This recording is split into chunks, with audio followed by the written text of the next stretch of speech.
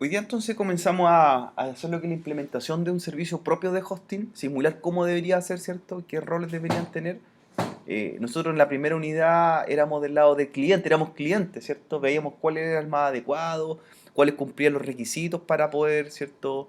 Nosotros tener un servicio de calidad, pero ahora vamos a trabajar del otro lado. Nosotros somos ahora los que ofrecemos el servicio y en este caso tenemos que saber qué infraestructuras de red se necesitan, ¿ya? ¿Qué tipos de servicio y qué funciones van a cumplir? ¿Ya? Eso es como lo... Entonces para ello, la mayoría de las empresas de hosting en Chile tienen como una base para trabajar y dentro de ello esa base es trabajar con sistemas operativos Linux, ¿sí? Linux. De hecho, si nosotros mencionamos que la mayor parte de los servidores, las empresas de hosting del planeta trabajan con Linux, estamos hablando de un 70% aproximadamente. Entonces, bastante amplio.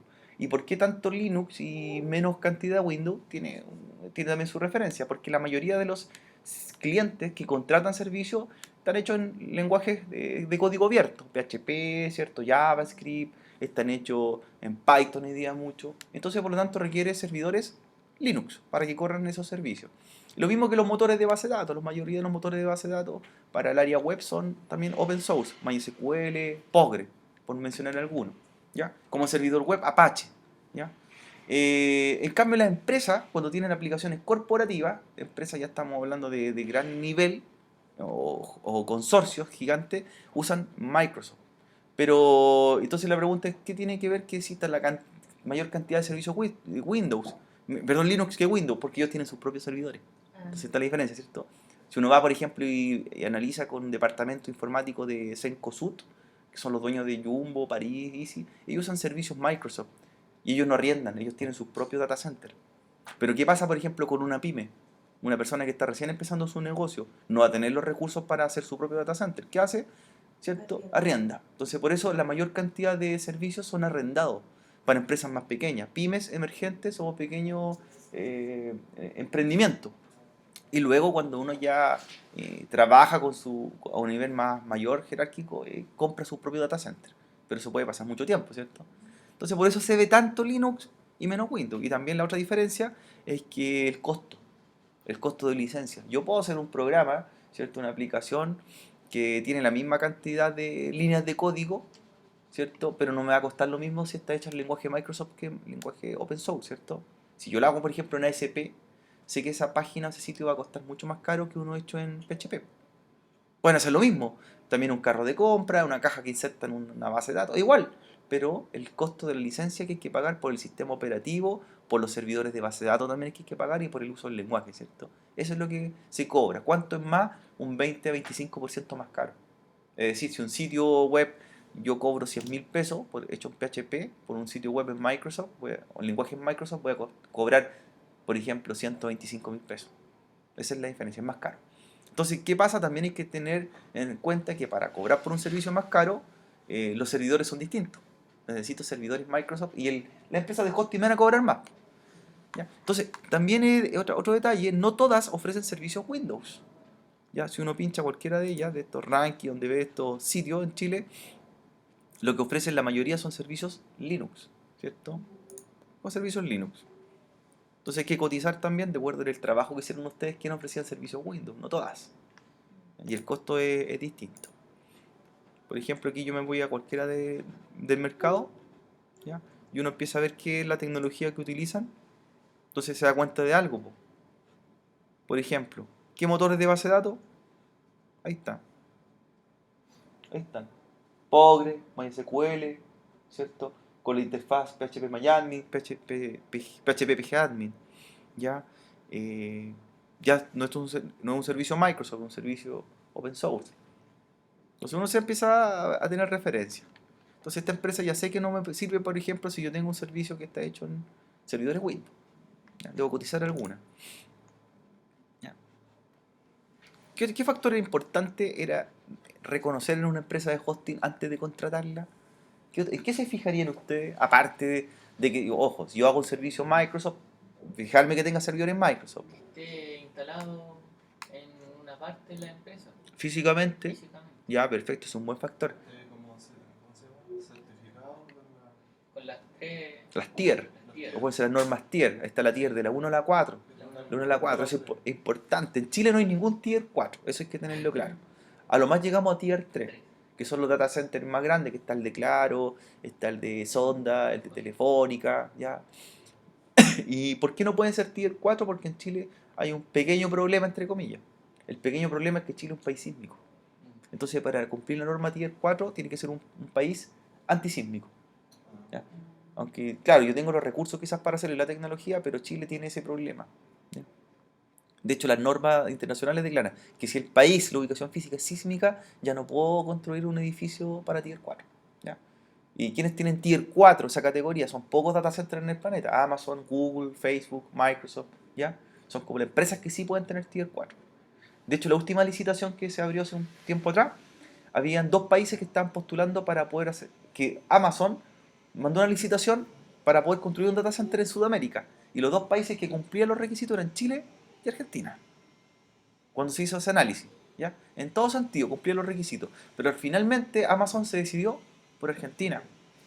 Por el tema porque Chile es un país sísmico, ¿ya? Entonces no tiene que ver que no tengamos los recursos o la tecnología. Está. Pero técnicamente nuestra geografía no nos permite hacerlo. Pero ¿a qué podemos llegar? A Tier 3. Tier 3, que igual es una norma bastante alta de certificación, en la cual hay que cumplir ciertos requisitos, ¿ya? Esas son como las referencias que hay que tener, ¿ya? Eso es para que lo consideremos. De hecho, tengo por aquí un apunte, lo voy a abrir para que veamos cuáles son las características de un tier, de los tier, ¿ya? Miren, este es un apunte en el cual podríamos nosotros ver lo que es la clasificación de los tier. Voy a avanzar acá. Aquí está. Esa tabla yo quería mostrarle. La alta disponibilidad de un data center se refiere a cuánto el funcionamiento que tiene, por ejemplo, durante un año o durante un mes. En los tiempos que están ahí son las caídas que puede tener para poder clasificarse. Entonces tenemos varias clasificaciones. Un Tier 4, ¿cierto? Un data center de más alta escalabilidad y disponibilidad sería la última cifra que tenemos. Se habla de la regla de los 6 nueves, porque tiene que ofrecer 99,999% de disponibilidad, de estar arriba. Eso significa, si esto lo llevamos a un año, en un año debería fallar en total 31,5 segundos. O sea, pestañeos, ¿cierto? Que deberían ser imperceptibles en total. O sea, un segundo por acá, otro segundo por acá. En total no debe estar fuera de uso menos de 31 segundos.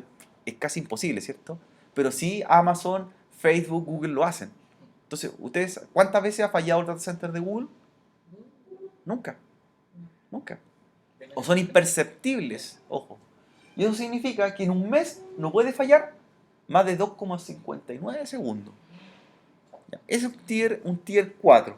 ¿Ya? Y así empiezan las clasificaciones.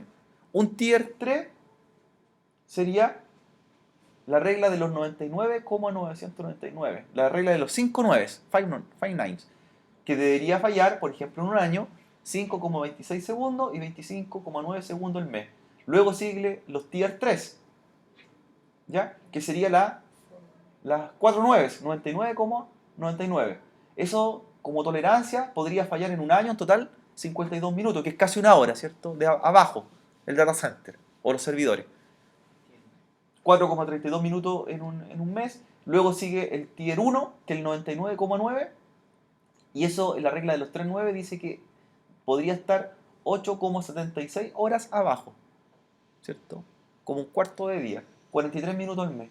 Y el tier 0, que es la última clasificación de donde comenzaríamos hacia arriba, un tier 0 dice que debe tener el 99% de disponibilidad. ¿Y eso cuánto es lo tolerable? En un año, 3 días y por mes, 7 horas. Hoy día hay muchos que se clasifican o ponen su sello de estos data centers y dicen que son tier 3 o tier 2 y uno se da cuenta que son tier 0. Entonces hay que tener cuidado con ellos, ¿cierto? Hay que asegurarse que sea certificado real, que no falle. ¿Qué pasa si un data center falla más de ese tiempo? Pierde la certificación, ¿cierto? Sí. Hace una semana atrás, recuerden que Claro, el data center de Claro tuvo unos problemas y era el tier 3 en Chile, estaba en esta clasificación y tuvo unos problemas en los cuales se cayeron los servicios de Transbank y Santander hace 2 semanas. Y el data center tuvo un problema eléctrico. ¿Y qué significa? Que estuvo abajo más de 4 horas. Entonces ellos estaban clasificados como tier 3. ¿A cuál pasaron? a Tier 2, a Tier 1, bajaron inmediatamente. Entonces la pregunta es, pero es que yo baje de clasificación no me afecta en nada. Afecta en mucho, en mucho. Porque los clientes que contratan el servicio, yo estoy contratando un sistema o un data center que me asegure esta disponibilidad y le estoy pagando por ello, ¿cierto? Es como usted se está comprando un Ferrari y si se compra un automóvil Ferrari está pagando la calidad del auto, ¿cierto? Los 200 millones de pesos. Entonces, si yo pago 200 millones de pesos, espero lo mejor. Entonces, ¿qué pasa si la empresa me ofrece esto y finalmente tuvo un problema y llegó a esto? ¿Qué hace el cliente? Se cambia, pues se va a otra empresa que le presta el servicio de data center. Entonces, puedo perder muchos clientes, ¿cierto? La confiabilidad de los clientes que vuelvan nuevamente a contratarme. Y el otro factor importante es que también hay demandas de por medio. O sea, no basta con que pierda el cliente, los clientes me pueden demandar porque durante el tiempo que estuvo abajo los sistemas pueden perder millones de pesos en transacciones. De hecho, saquen la idea, ¿ustedes pagan alguna vez con tarjeta en estos pods de venta que pasa la tarjeta de Redbank, Transbank? En todos lados hay, ¿cierto? Sí. Hoy día el dinero físico se está usando lo menos posible y Transbank es la entidad en Chile que maneja estos sistemas. Y esos sistemas estaban en el data center de Claro. ¿Qué pasó? Que en una hora en Chile no funcionen 4 horas de tarjetas Redbank. ¿Cuántas ventas no se hicieron? Porque la gente llegaba, por ejemplo, usted, voy a pagar con Red Compra. Y le dicen, no hay sistema, tiene que pagar solo con efectivo. Entonces me voy. ¿Cuántas tiendas dejaron de vender en esas 4 horas? ¿Cuántos supermercados dejaron de hacer transacciones en esa hora? Entonces, si uno empieza a sumar y restar, fue mucha pérdida, ¿cierto? Varios millones. Entonces, ¿qué hacen estos organismos? Dicen, ¿saben qué? Usted ahora tiene que reembolsarme y tiene que indemnizarme por las pérdidas que tuvo. Entonces, el data center de Claro, o Claro como empresa, va a tener que pagar millones de dólares a todas las empresas que eran sus clientes y dejaron de producir o vender en ese día. Entonces, no es solamente, pierdo el cliente y se va a la competencia, sino que ahora vienen las demandas. Porque ellos, ¿qué me aseguraban? Esto aseguraban, po. Seguridad. Y aseguraban ese uptime, ese tiempo en uso. Y falló 4 horas. ¿Y eso salió en las noticias? En todos lados publicado, sí. Data Center de Claro, falla Transbank. Nacional eso. Noticia internacional apareció. Servicio de tarjetas Transbank no funcionó durante tantos días. Tuvo intermitencia. Específicamente no fueron así 4 horas de corrido, sino que fueron 3 días. 3 días. Fue lunes, martes y miércoles de hace 2 semanas atrás. Después de Semana Santa, en los cuales en total el data center falló 8 horas. Pero fue repartido en 3 días. O sea, era intermitente. Funcionaba a rato, de repente caías de media hora. Funcionaba, caías de 20 minutos. En total fueron 8 horas. Y si yo veo una clasificación de 8 horas, pasé a ser un Tier 1. Tier 1. O sea, bajé de Tier 3 a Tier 1. ¿Y eso cómo lo recuperaron para ser Tier 3? No, pues es que para poder volver a ser Tier 3, tú tienes que pasar por un proceso de ahora de acreditación. Igual cuando una institución se acredita. Tiene que haber una revisión donde vienen pares evaluadores, vienen organismos de Europa a hacerte un análisis y una auditoría completa para demostrar que tú cumples los estándares para ser un Tier 3. Eso significa que tienes que cumplir estándares de seguridad, de redundancia eléctrica, de falla, que tuviste que hacer un informe completo para demostrarlo. Eso puede ser un año más. Ahora tienes que preparar todo eso y demostrar que van a ser Tier 3. Y ahí viene esa organización y te acredita. Y te dice sí o no, po. O sea, si tú pasaste estos checks, pasas a ser Tier 3. Y si no, a Tier 2. ¿Qué pierde como empresa? Claro, o sea, si yo por un servicio, por ser Tier 3, te cobraba 1.000.000 de pesos, no te voy a poder cobrar 1.000.000 de pesos ahora. Te voy a cobrar 500, 400. Y es mucha pérdida, ¿cierto? O sea, si tenía una gama de clientes, ahora va a bajar la cantidad y precio que pueden tener. Primero, para poder definir dónde están en qué ubicación física están concentrados la mayor cantidad de data centers Tier 4, que es importante declararlo, están en Silicon Valley. ¿Y por qué Silicon Valley? Porque ahí están las empresas más grandes de tecnología, ¿cierto?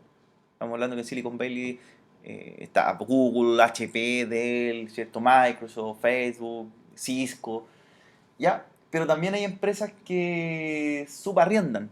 Y muchos hoy día, como mencionaba usted, empresas de desarrollo de videojuegos no tienen sus propios servidores.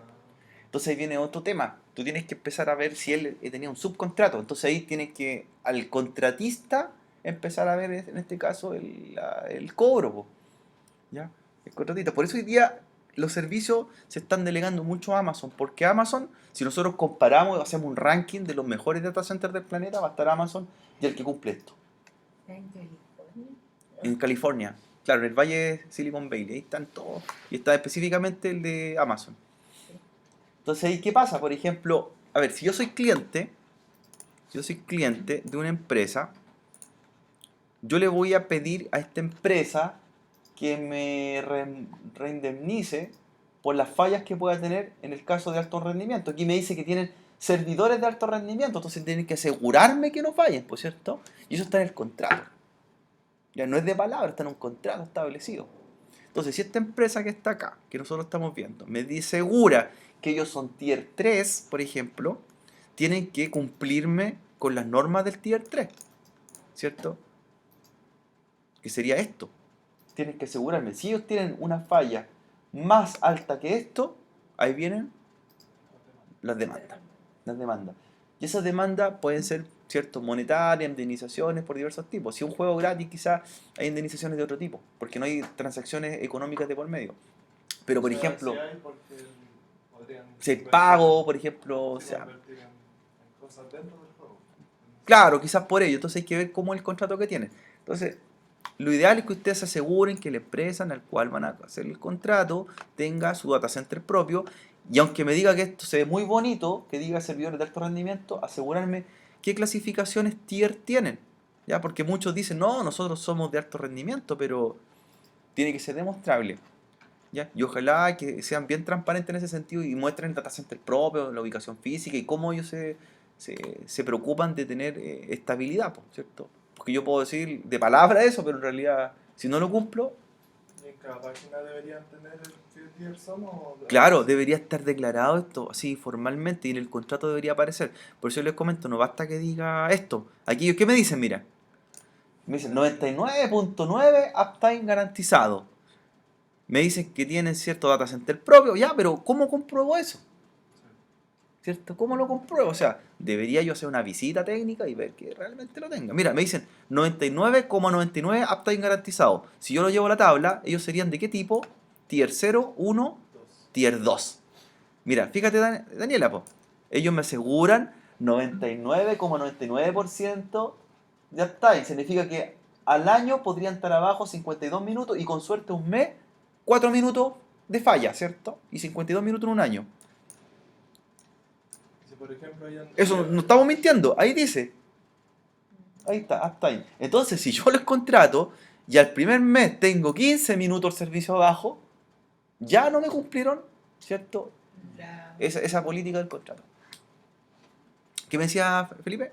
No, en caso de que por ejemplo ellos dicen 99.99% de De uptime, claro. Y en caso de que ellos fueran, por ejemplo, tier 1 y no tier 2, y ahí solamente pusieron eso, ¿se puede demandar? Sí, po, es publicidad engañosa. Y de hecho, ahí tú, si un es importante que si el data center en Chile, Pero que usted no contrata el servicio, ¿cuándo puede demandar? claro, es importante saber dónde es la ubicación física del data center. Yo puedo estar contratando una oficina, un número en Chile, pero ellos tienen en Ucrania el data center, eso es importante. Si está en Chile, yo tengo el CERNAC acá, que es el que me apoya. Por eso es importante eso, la ubicación física. Entonces, cuando uno habla de las normas tier, ¿cierto? Tier en data center, están las clasificaciones, po. GTD es otro data center en Chile que tiene está certificado por tier, ¿ya? Ahí arriba Es un estándar. El tier es un estándar internacional que es de calidad de las normas de los data centers, ¿ya? Entonces hay harta información sobre ello y quienes se clasifican con las normas tier, la clasificación tier. Entonces ahí hablan de la disponibilidad. Y es el tiempo, ahí están los tier 1, tier 2, tier 3, tier 4. Ahí está el de la, ¿cierto? Y eso dice que cuánto debe estar funcionando. Ya. Y a ti ellos te aplican un sello, ¿cierto? De calidad que es certificado por una empresa. Y obviamente si yo soy tier, cobro lo que vale un tier, po. No te voy a cobrar 5.000 pesos, po, ¿cierto? Por eso el tier también se clasifica. Se clasifica. Si a mí me aprueban con el estándar tier, yo voy a cobrar como tal. Voy a cobrar como lo que haría un tier. ¿Estamos? ¿Cierto? En Chile no hay tier 4, ya saben que no hay ninguno de la más alta categoría, hasta tier 3. ¿Ya? Hasta tier 3. Ya chicos, vamos a empezar a trabajar ahora con las máquinas. ¿Cuáles son las que tenemos que hacer para empezar a armar nuestro data center tier -1, en realidad? ¿Ya? Pero la idea es que hagamos lo más posible o más parecido a lo que fuera un tier de alta calidad, siempre pensando o apuntando a lo mejor.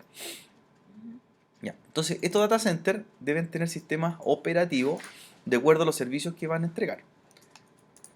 Las van agrupando. Windows Server 2008, 32 bits.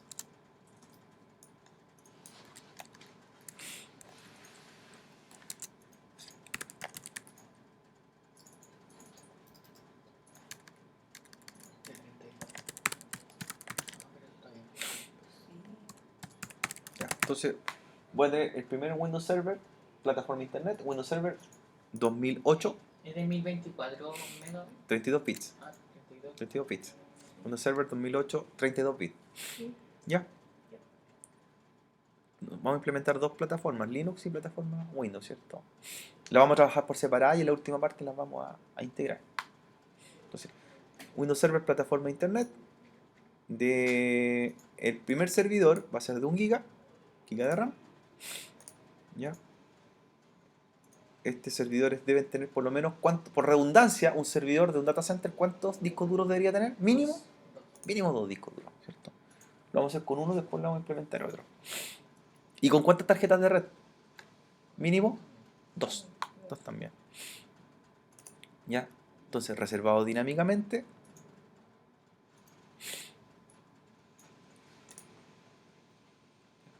Discos duros de 20 gigabytes. 20.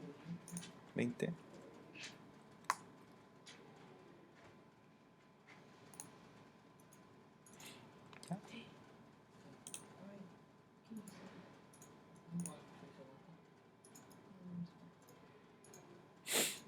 Yo el grupo lo voy a renombrar. No he hecho nada todavía, solamente voy a crear el grupo. Plataforma Internet.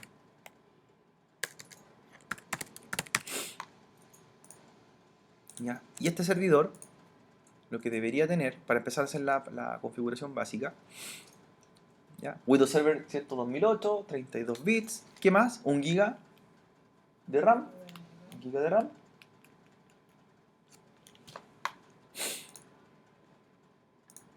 Giga de RAM. Por el momento tiene un disco duro, ¿cierto? Le vamos a agregar un segundo disco duro, los vamos a hacer replicados.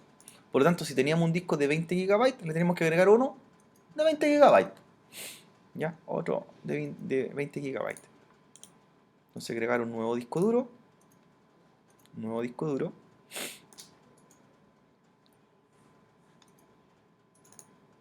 Reservado dinámicamente y del mismo tamaño que el anterior. Replicado. Ahí lo voy a llamar plataforma 1. El nombre puede ser cualquiera al disco.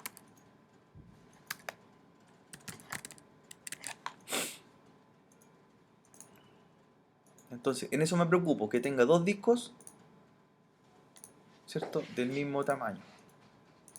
Dos discos del mismo tamaño. ¿Ya? Hay que montar la imagen ISO del Windows Server 2008. Windows Server de ¿cuántos bits? 32 bits. Y dos tarjetas de red. Cuando vamos a las tarjetas de red. En red las vamos a trabajar de tipo red interna. Red interna. Permitir todo. Y tienen que ser todos iguales. Bien. El adaptador 1 y el adaptador 2. Las dos red interna, las dos modo promiscuo. Ya. Dos tarjetas de red. Ya.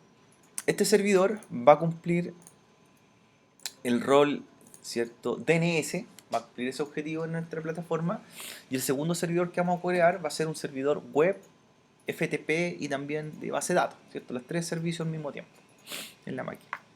La idea es una buena política es separar los servicios. Yo podría tenerlo por separado, base de datos y web, ¿cierto?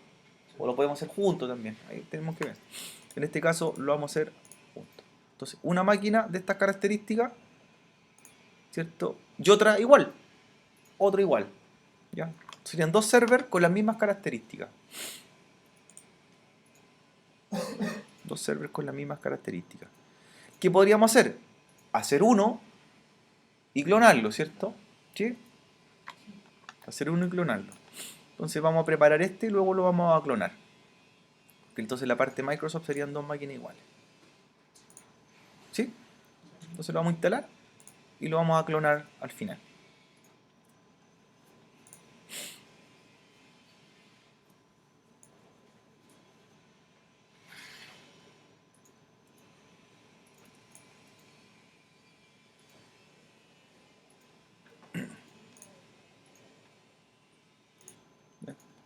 ¿Cierto? Idioma viene por defecto English, lo dejamos tal como vienen. Nosotros vamos a trabajar con sistemas operativos en inglés.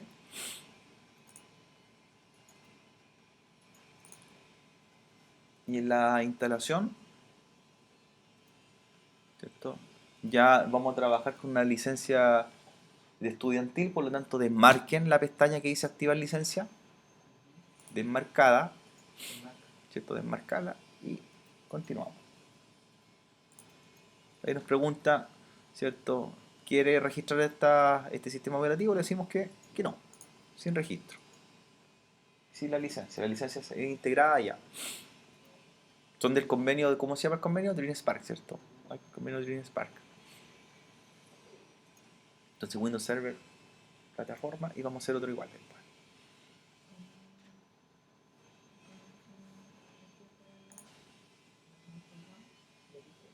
Ya. Cuando nos pregunta qué versión de sistema operativo, nosotros estamos pensando que una empresa mediana, pequeña, entonces la versión que vamos a utilizar va a ser estándar, ¿ya? No vamos a trabajar ni con Enterprise ni con Data Center porque los requisitos técnicos no son los adecuados, ¿cierto? No tenemos el hardware adecuado para la instalación. Pero sí una versión estándar. Cualquiera de las tres versiones que existen, estándar, full o Data Center, hacen lo mismo. O sea, cualquiera de ellas podría ser un servidor DNS, en cualquiera de ellas podría ser un servidor web, FTP, no hay variación.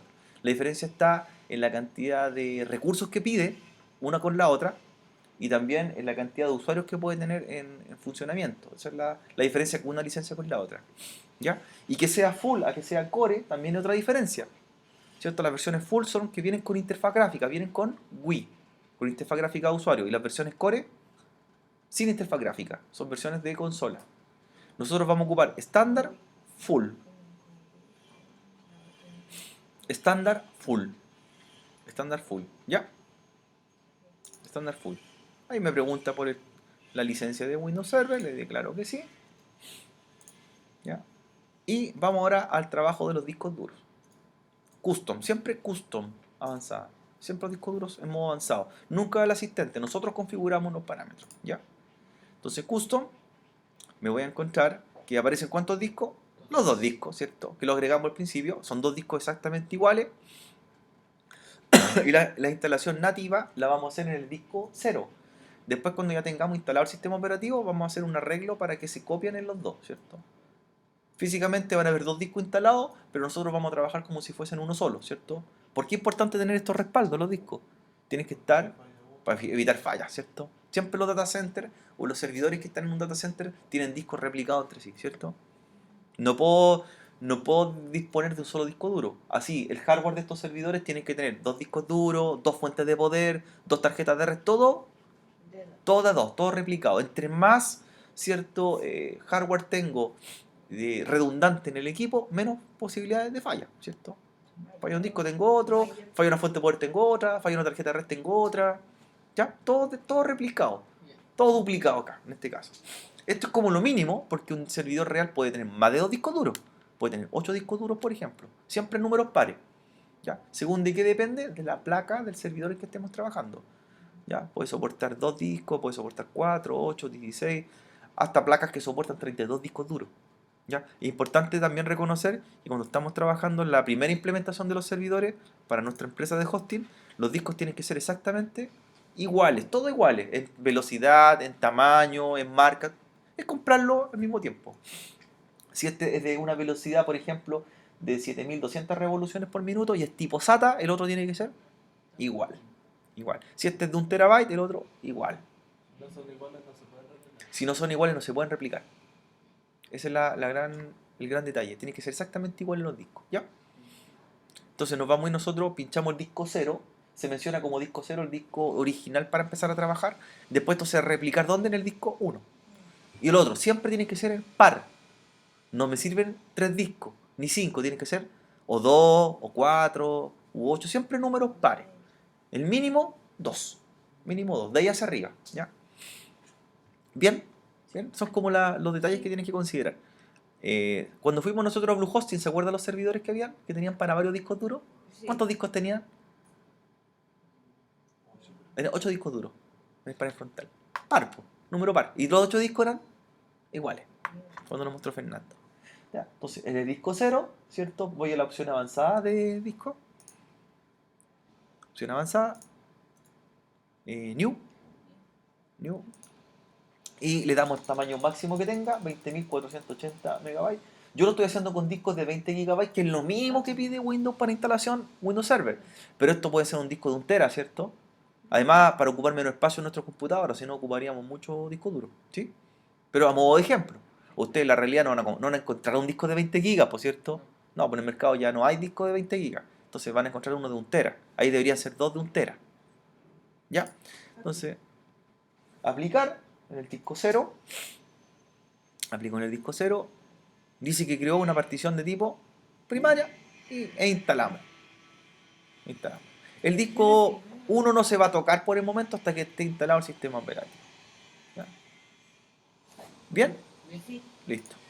Ya, la instalación ahí empieza a comenzar. Nosotros vamos a hacer este servidor y vamos a hacer una clonación del mismo después, ¿cierto? Exactamente igual.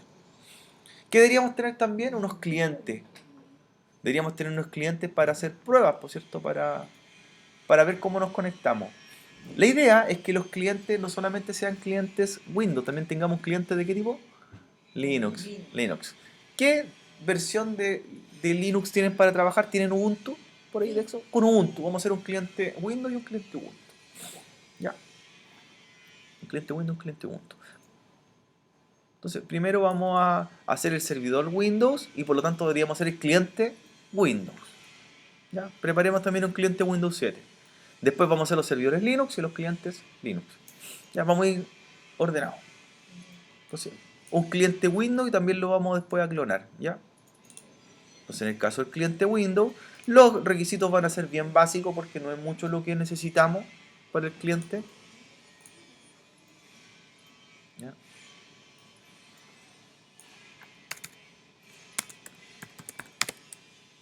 Cliente 1 lo voy a llamar plataforma.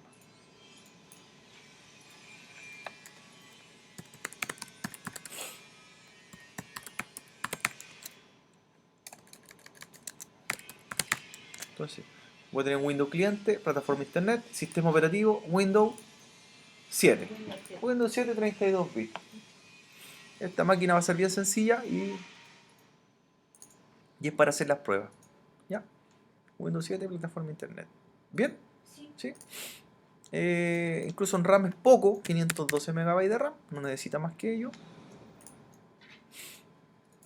512 y un solo disco de 20 GB. ¿Por qué un disco? Porque el cliente no necesita dos, pues no necesita redundancia. Reservado dinámicamente. Y 20 GB de disco duro. Para el cliente. Lo que sí debe tener, que la tarjeta de red también debe ser red interna. Red interna. Permitir todo. ¿Por qué el cliente no necesita dos tarjetas de red? No requiere dos tarjetas de red del cliente. Una tarjeta de cierto tipo de red interna, una sola. ¿Y requiere dos discos duros? No, uno solo. Uno solo. Y le instala, ¿cierto?, el sistema operativo Windows 7. Windows 7. Nada más. ¿Cuánta RAM? Con 512 nada más que ellos. 512 megas de RAM. Un cliente de 512. Lo voy a ir haciendo al mismo tiempo el cliente con el servidor. ¿Un disco de 20? Un disco de 20, ¿sí? Y una tarjeta de red. El cliente ya queda a gusto de cada uno, lo hace, ¿cierto? Ahí le pone el nombre que quiera al cliente. Ya. Pero sí los servidores vamos a hacerlos normados. ¿Ya?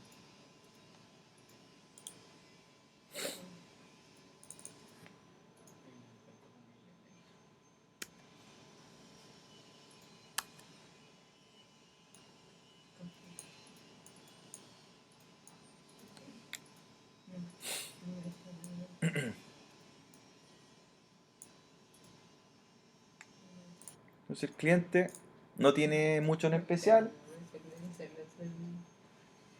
¿Ya? El cliente no tiene mucho en especial. Es un cliente sencillo lo que debe tener. A lo más cambian el idioma, ¿no? Del El país. español Chile, a lo más. Y el resto usted le da el nombre que quiera, ¿cierto? Ya lo configura. Sí, que sea red interna, permitir todo, un disco duro, 512 RAM. Eso es lo único que le doy como referencia. El resto ustedes lo aplican. Pero sí los servidores tienen que tener nombres, ¿cierto? Tienen que tener un nombre así estándar. Eso lo vamos a hacer nosotros después. Entonces viene el Windows 7 instalación, personalizada, y opciones de unidad.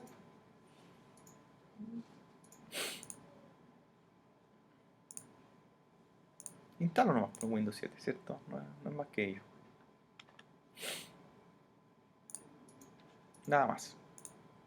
Lo que me interesa es que el servidor sea la instalación específica. Y lo vamos a usar. Entonces netamente después les piden la contraseña, generen la contraseña.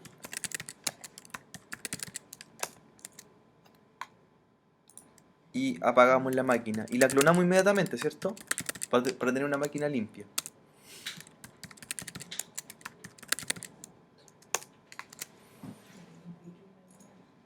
Y en el caso del cliente también lo mismo. Una vez que se instale, lo guardan, clonan y tienen otra copia. ¿Ya? Nada especial en la máquina. Nada especial.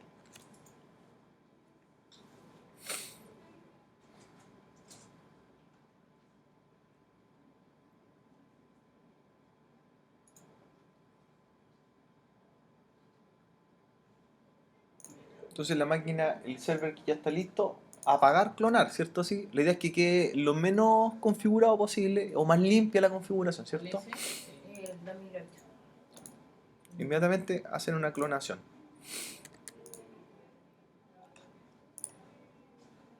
Lo mismo después cuando instalan en Windows 7 el cliente, una clonación inmediata. Si tiene las máquinas más limpias sin configuraciones, sin intervención.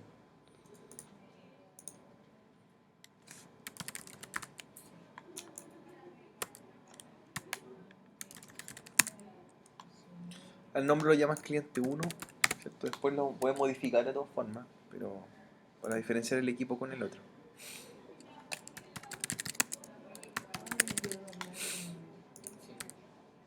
Y también sin licencia, cuando pide licencia, sin activar licencia. Y omitir.